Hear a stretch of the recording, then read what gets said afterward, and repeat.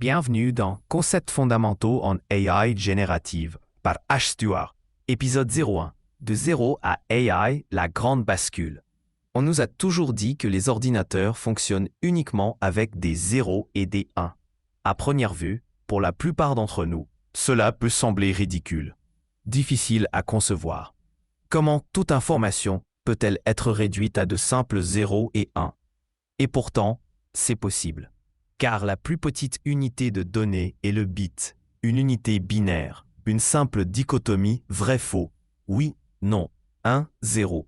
C'est ce signal qu'une taupe envoyait du haut d'un château dans l'Europe médiévale pour signaler que l'invasion pouvait commencer. C'est la couleur de la fumée du Vatican qui annonce cette décision papale tant attendue. Dans l'ordinateur lui-même, c'est le passage ou non du courant électrique à un moment donné qui signale le 0 ou le 1. Une conséquence nécessaire de ceci est ce qu'on appelle le comportement déterministe. Bien que nous observions des aspects aléatoires et imprévisibles dans les dispositifs informatiques, le logiciel traditionnel est fondamentalement un phénomène déterministe. Le code écrit, qui est ultimement converti en ces 0 et 1, est basé sur des règles, rules-based, qui cherchent à spécifier précisément comment la machine doit se comporter dans chaque scénario prévu. C'est bien, dans de nombreux cas, car nous voulons un comportement déterministe. Des résultats attendus, précis, cohérents et fiables. Ta calculatrice te donne toujours 2 plus 2 égale 4. Tu t'attends à ce que le distributeur de billets te donne toujours le montant exact, du moins pas moins. Tu t'attends à ce que les instruments dans l'avion affichent les valeurs exactes pour que le pilote soit correctement informé. Cependant, il y a de nombreux cas où il n'est pas possible d'adopter une approche basée sur des règles. Il n'est tout simplement pas faisable de prévoir chaque scénario, de préméditer chaque probabilité et de coder en conséquence. C'est là qu'interviennent les systèmes qui, à partir de grandes quantités de données, peuvent apprendre de ces données et développer les comportements appropriés.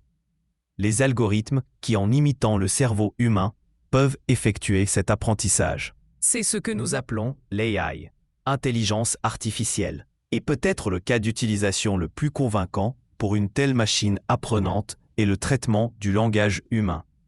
L'outil même que nous utilisons pour exprimer notre perception de la réalité dans toute sa nuance et sa complexité. Si tu as déjà vu du code informatique traditionnel, tu auras remarqué qu'il est dans un format très rigide, avec un ensemble très limité de mots-clés disposés d'une manière très particulière. Même une virgule manquante peut semer le chaos, demande à n'importe quel programmeur. Mais cela fait partie de l'espace déterministe dans lequel vit l'informatique traditionnelle.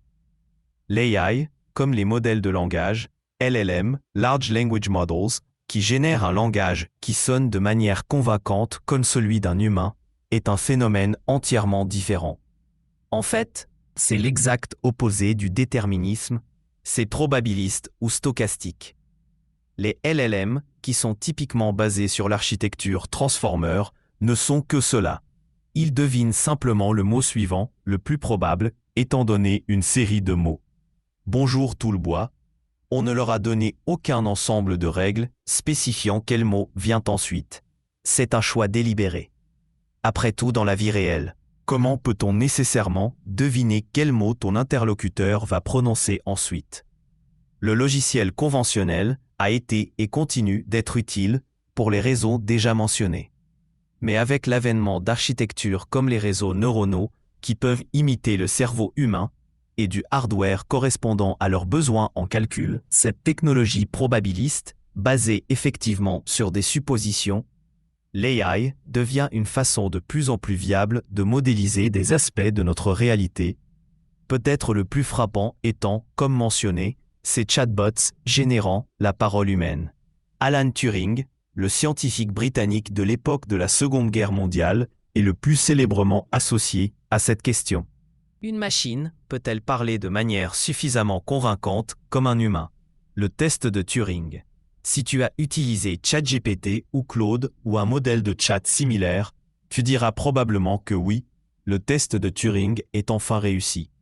Alan Turing s'est également demandé si toute la réalité pouvait être exprimée de manière déterministe, totalement prévisible, et si, dans ce cas, le libre arbitre n'existait pas. Mais ça, c'est pour un autre jour. Merci de m'avoir écouté. On se retrouve dans le prochain.